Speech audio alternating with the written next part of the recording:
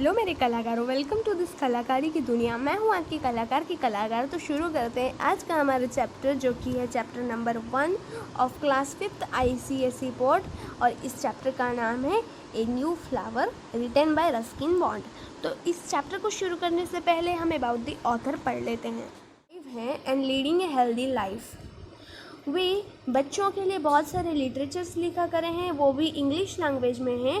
वो उन्होंने बहुत सारे स्टोरीज़, नोवेल्स, पोएम्स वगैरह वगैरह बहुत सारे लिखे हुए हैं। उनका पहला नोवेल था the room on the roof. जब वो 17 ईयर्स के थे तब उन्होंने ये नोवेल लिखे थे।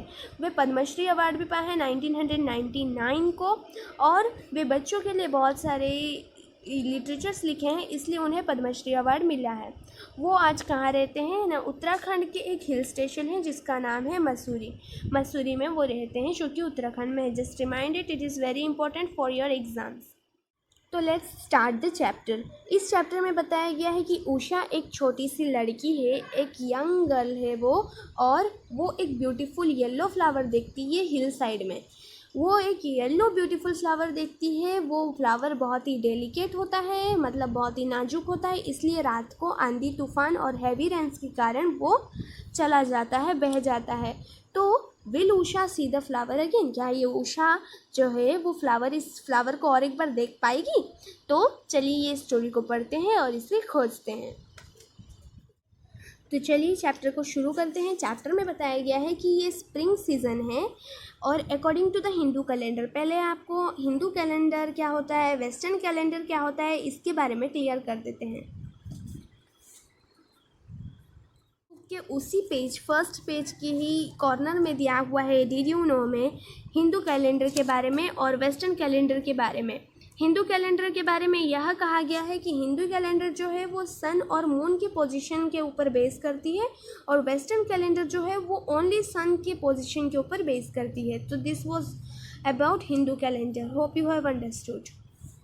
Let's return to the topic. यहाँ पे बताया गया है कि जो हिंदू कैलेंडर है उसके हिसाब से स्प्रिंग का पहला दिन था, लेकिन हिमालयस जो है, हिमालय मतलब जो इंडिया के नॉर्थ तरफ, नॉर्थ वेस्ट तरफ, नॉर्थ ईस्ट तरफ जो हिमालयस है, जो पर्वत है, उन्हें हिमालयस कहा जाता है। वहाँ पे अभी भी मिड विंटर है, मतलब हल्की हल्की विंटर है, ठीक है। और वहाँ से कोल्ड विंड, ठंडी ठंडी हवाएं वहाँ से बहते बहते आ रही हैं। वहाँ पे पाइन के ट्रीज़ हैं, वो पाइन के ट्रीज से टकरा टकरा के वो आवाज़ कर रही हैं, वो कोल्ड हवाएं आवाज़ कर रही हैं। ईस्ट विंड के आने से वेस्ट विंड चली गई है, ईस्ट विंड के आने से वेस्ट विंड चली गई है, और वेस्ट विंड के जाने से हमारे जो डार्क रेन क्लाउड्स थे वे चले गए हैं, ठीक है। तो यहाँ बताया गया है कि यहाँ पे जो आई है, आई का मतलब रस्किन बॉन्ड है, क्योंकि इस चैप्टर के जो राइटर हैं वो रस्किन बॉन्ड है, इसलिए यहाँ आई रस्किन बॉन्ड को इंडिकेट किया गया है। तो रस्किन बॉन्ड जो है वो स्लोपिंग स्टीप रोड, मतलब स्लोपिंग रोड में से क्लाइंब करके चढ़ते हुए जा रहे थे उनके कॉटेज को। वहीं पर उन्होंने एक 9 ईयर की उषा को देखा, जो कि जल्दी जल्दी में स्कूल से वापस आ रही थी।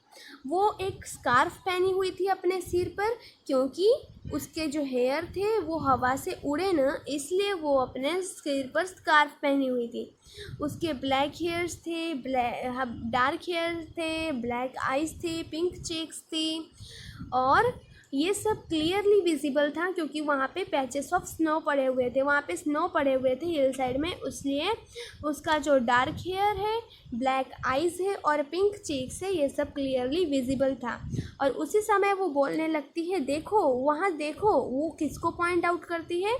ए न्यू फ्लावर को, एक नए फ्लावर को वो पॉइंट आउट करते हुए बोलती है, वहाँ देखो।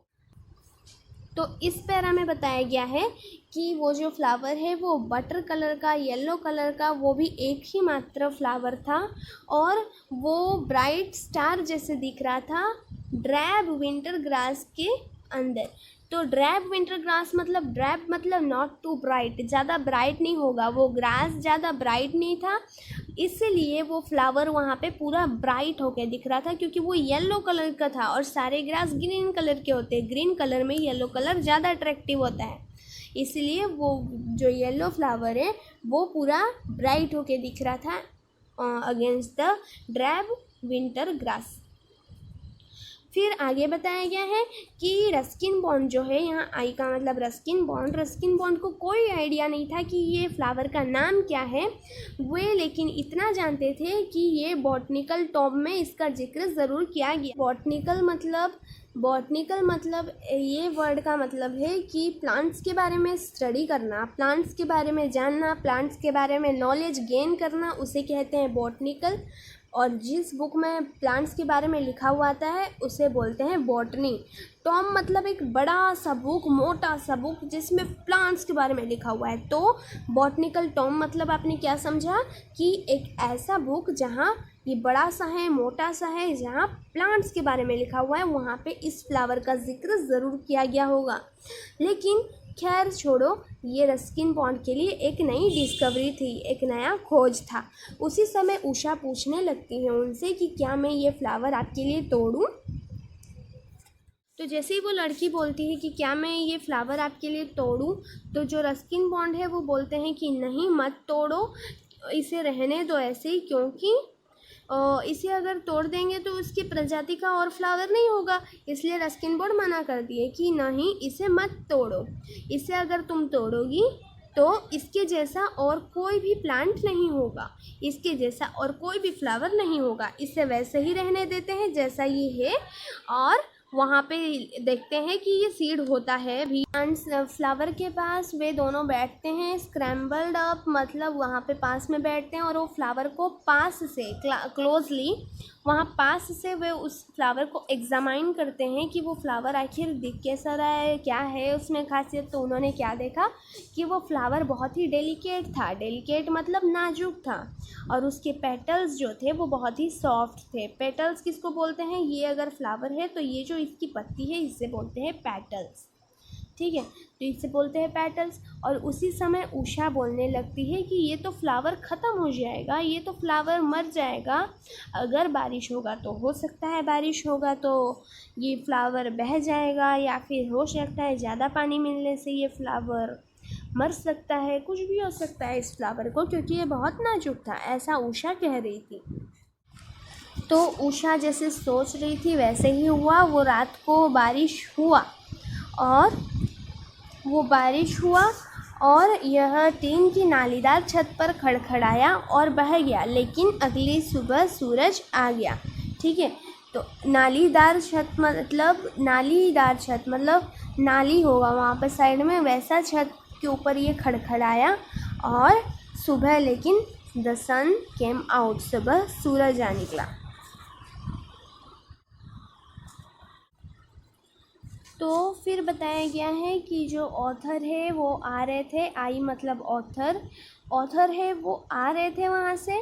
वे उस फ्लावर को मतलब उनका एक्सपेक्शन नहीं था, वो एक्सपेक्ट नहीं कर रहे थे कि वो फ्लावर होगा, या फिर वो फ्लावर को देखने के लिए नहीं आए थे। पर वे जैसे ही आए वैसे ही उषा भी आ गई।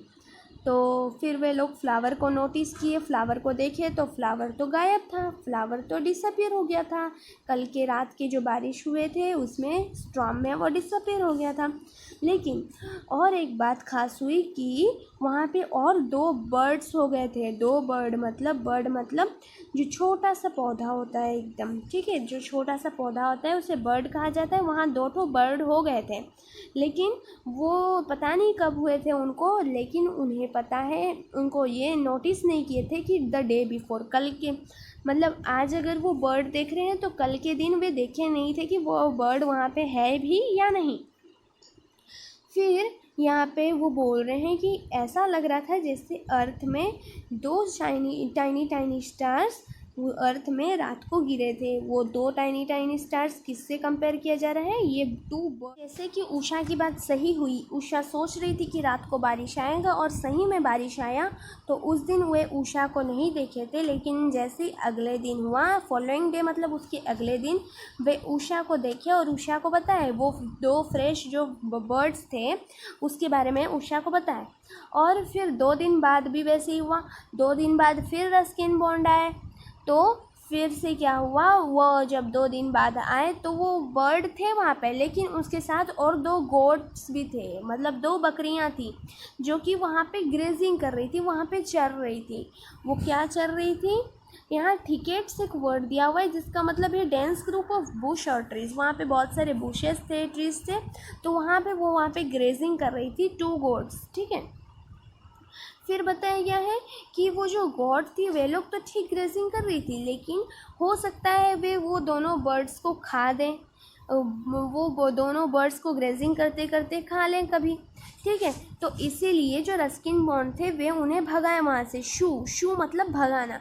तो एक गोट तो चली गई, ठीक है, लेकिन दूसरी गोट जो थी वो अपने हॉर्न्स को दिखाई, अपने सींगों को दिखाई, और इस तरह से देख रही थी, इतने बेलफुल मतलब बिल्कुल जिसे किसी को हर्ट करना, ऐसे हर्टफुल मैनर से वो देख रही थी, और वो वहाँ से हिलने के लिए रिफ्यूज़ कर दी। वहाँ से हिलने के लिए मतलब वो वहाँ से गई ही नहीं, टोटली वहीं की वहीं खड़ी रही। तो वो रस्किन बॉन्ड को देख रही थी।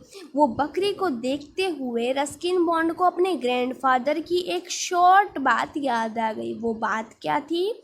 वो बात ये थी कि उनका भी एक बकरी था, जो ग्रैंडफादर हैं उनका भी एक बकरी था, और वो बकरी क्या किया था ना, एक विजिटिंग ऑफिशियल मतलब जो वहाँ पर से पासर बाय होगा उसे उसने नस्टर्टियम्स मतलब एक ऐसा प्लांट है जिसका राउंड लीफ होता है और उसके ऑरेंज रेड टाइप के फ्लावर्स होते हैं। वहाँ पे वो पेट गोट जो है वो उस ऑफिशियल को ठेल दी थी। तो फिर यहाँ पे बताया गया है कि फिर वो जो रस्किन बॉन्ड है वो वहाँ पे डिस्क्रिशन मीन्स केयरफुल होना, सावधान होना, वो वहाँ पे सावधान हो गए और ज़्यादा अपना ब्रेवरीगिरी नहीं दिखाए, वो थोड़ा पीछे हट गए, ठीक है। वेलर मतलब ब्रेवरी ज़्यादा नहीं दिखाए, वो केयरफुली होकर, मतलब ये बात याद आने से वो केयरफुली होकर वहाँ से थोड़ा पीछे हट गए।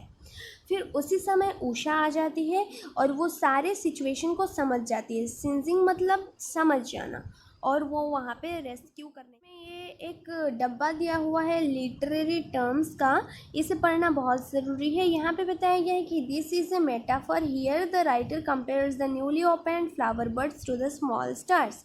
मैंने जैसे कि बताया वहाँ पे जो 2 बर्ड जो उगे थे उसे वे जो रस्किन बॉन्ड है वे उसे किससे कंपेयर कर रहे हैं, 2 स्मॉल टाइनी स्टार्स से कंपेयर कर रहे हैं कि अर्थ में रात को 2 टाइनी स्टार अर्थ में गिर गए थे।